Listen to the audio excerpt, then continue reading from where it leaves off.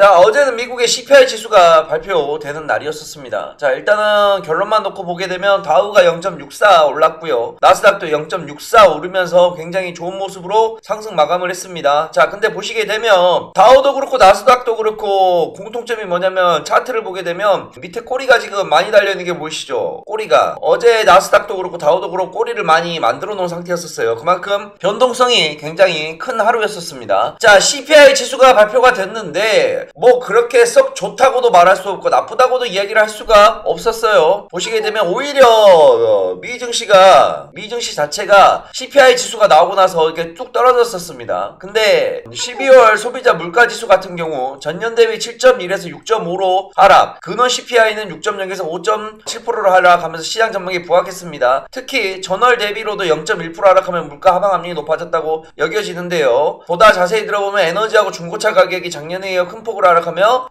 소비자 물가지수의 하락을 견인하였습니다. 소비자 물가지수에 보게 되면 그 중에 제일 어느 정도 중요한 부분이 에너지 쪽이 있는데, 에너지가 어떻게 보게 되니까 지표를 보니까 전월 대비 4.5%가 하락이 나왔어요. 에너지 소비자 물가지수가. 왜냐하면 올해도 제가 러시아하고 우크라이나 이야기하면서 이야기를 많이 했던 내용이 뭐였었냐면, 유럽에서는 주로 러시아한테 천연가스를 공급을 받는단 말이에요. 근데 러시아 얘네들이 유럽으로 가는 천연가스를 막아버렸어요. 왜? 유럽연합이 자꾸 지그들 편, 러시아 편을 안 들어주고 우크라이나 편을 들어주니까. 자, 그래서 유럽에 겨울이 오게 되면 에너지 대란이 올 거라는 전망이 많았었습니다. 실질적으로 저도 그렇게 될 거라고 봤었고요. 그래서 이게 겨울 됐을 때 유럽의 이 에너지 위기가 다시 한번 부각이 되면서 시장에 한번 안 좋은 영향을 끼칠 거라 생각을 했었는데, 유럽에 지금 에너지 위기 같다는 소리 들어보신 분들 있어요? 없죠. 그게 왜 그렇게 됐어요? 왜 그 이야기가 지금 쏙 들어갔을까요? 러시아가 천연가스를 공급해서? 아니죠. 러시아는 여전히 유럽 쪽에다가 천연가스를 안 주고 있습니다. 근데 유럽에서는 왜 에너지 위기가 나타나지 않았을까? 맞아요. 따뜻해버려.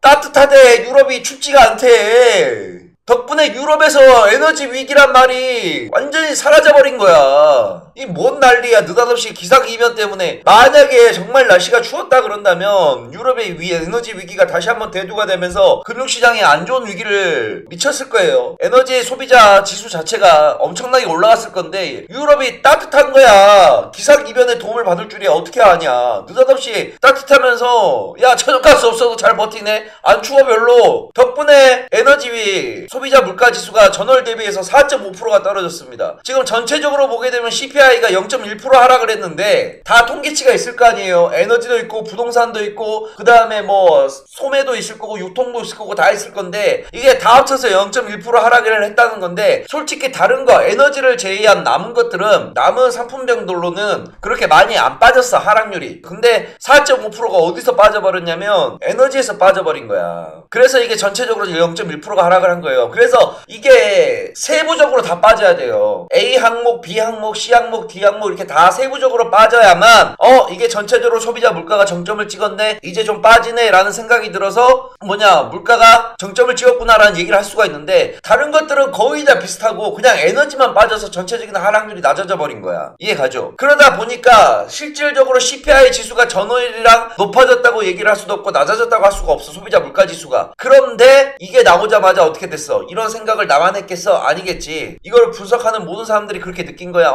소비자 물가지수가 빠지긴 빠졌는데 이게 에너지에서만 빠져서 이렇게 된 거네? 그러면 크게 빠진 게 아니잖아. 실망 매물이 어저께 나왔어요. CPI가 나오고 나서. 그래서 지수를 보게 되면 다우하고 나스닥 자체가 그래서 빠져버린 거야, 어저께. 꼬리 만드는 게, 이 꼬리 만들어 놓은 게 CPI 지수 되고 나서 쭉 빠져버린 거야. 그런데 이거를 다시 끄집어 올린 게 누구냐? 연준의 연방준비위원회 제임스 블란드 총재가 발표된 소비자 물가지수가 연준의 행보가 올바른 방향으로 나아가고 있고, 얘가 어저께 무슨 얘기를 했냐면 지금 연준이 올해 1% 정도를 올린다 그랬어요. 금리를 총합으로 1%. 근데 다음 2월달에 회의가 있는데 우리가 2월달 회의에서 베이비 스텝 0.25를 가겠다라는 취지의 발언을 했었어요. 그러니까 0.5가 아니라 0.25, 제일 낮은 베이비 스텝을 0.25bp를 올린다는 얘기를 했었어요. 그래서 그거에 대한 부분이 부각이 되면서 CPI 지수 때문에 작살난 거를 끌어올린 거야. 이해가죠? 그래서 어저께 시장 자체가 다우 지수가 상승 마감을 했습니다. 어찌됐건 이제 지금 주요 이벤트 가장 큰 게 남은 게 2월 초에 있는 연준의 회의인데 거기서 아마 0.25bp가 확실시 이야기가 되게 되면 이제 시장은 어느 정도 다시 상승의 분위기를 좀 이어나갈 것 같아요. 거기까지는 좀 시장을 지켜보고 매매를 좀 진행을 해야 될 것 같습니다. 아시겠죠? 그래서 시장 자체가 지금 분위기는 나쁘지 않아요. 국내 증시를 좀 본다 하더라도 어찌됐건 잘 바닥을 다져주면서 올려주는 모습이고